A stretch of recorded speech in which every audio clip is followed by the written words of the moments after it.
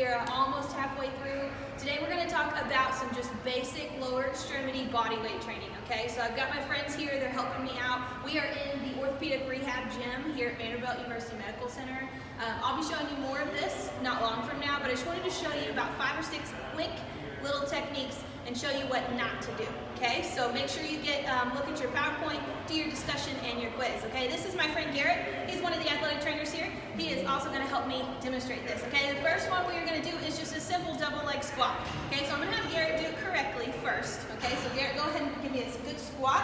What I want you to notice is that his knees don't come flying over his toes. He's got his butt back, his hip is hinged. You can go ahead and come on back up. Now I'm going to have him show you how to do it wrong, okay? So go ahead and do a bad squat for me, okay? Notice those knees come flying over those toes. He's leaning forward. We're not using a lot of the glutes. It's all quads, all right? Very good. Now we're going to do a lunge. He's going to do a forward lunge for us first, okay? So go ahead and forward lunge the correct way. Notice his body is nice and in line. Knee is straight down to the floor. Knees don't come flying over the toes. Same thing. Come on back up. Do a bad one for me, okay?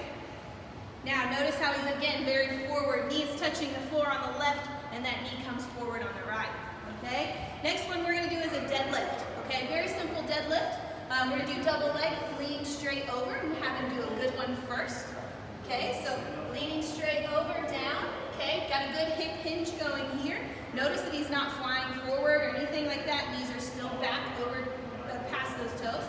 Come back up, you'll lean up. Good, and we always push those hips forward. Now do a really bad one for me.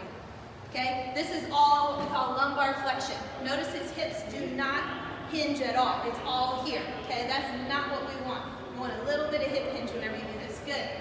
Next one is pretty simple. We're going to do a calf raise. Okay, now when you do calf raises, you just want to have them about shoulder width apart. Okay, you're just going to go up on your toes. All right, and back down. It's really hard to mess this one up, okay? Really, really hard. So just up on your toes and back down.